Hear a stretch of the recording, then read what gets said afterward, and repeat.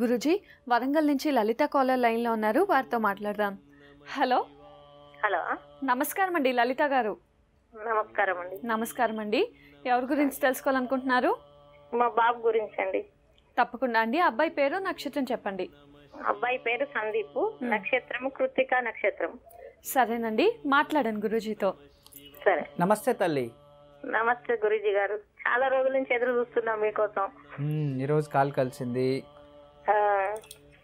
చెప్పండి తల్లి. కృతికా నక్షత్రం ఏ పాదం, ఎన్నో పాదంలో జన్మించాడు? రెండవ పాదం, వృషభ రాశి. అవునండి. ఈ బాబుకి ఎట్లా ఉంటది? జాబ్ ఏది లేదు, ఎందులో సెటిల్ కావట్లేదు, ఏ జాబ్ చేయట్లేదు, ఏది చేసినా 4 రోజులు చేసి సపరేట్ కూరుకుంటా ఉన్నాడు. చాలా గారవంగా పెంచేశారు మీరు కూడా, అందుకే ఇలా తయారైపోయాడు అంతే. డిసిప్లిన్ లేదు తల్లి మీ అబ్బాయికి. ఏం చదువుకున్నారు చెప్పండి? డిగ్రీ అయిపోయింది, ఎంబీఏ కూడా 1 సంవత్సరమే చేసి స్టాప్ చేసేయండి, ఇక చదవట్లేదు.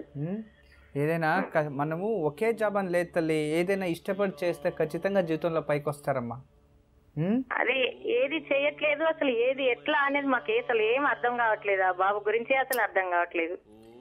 కృతికా నక్షత్రము కొంచెం రాక్షస స్వభావము, కానీ నక్షత్రం అయితే వృషభ రాశిలో జన్మించడం వల్ల మంచిదే. సూర్య మహాదశలో జాతకం అయితే చాలా బ్రహ్మాండంగా ఉంది తల్లి. జాతకంలో ఎలాంటి దోషం లేదు. మీరే కొంచెం ఇతన్ని అదే మనం అనుకున్నట్టు చాలా చిన్న వయసు నుంచేనే పెంచడంలోనే డిసిప్లిన్ లేకుండా పోయింది తల్లి.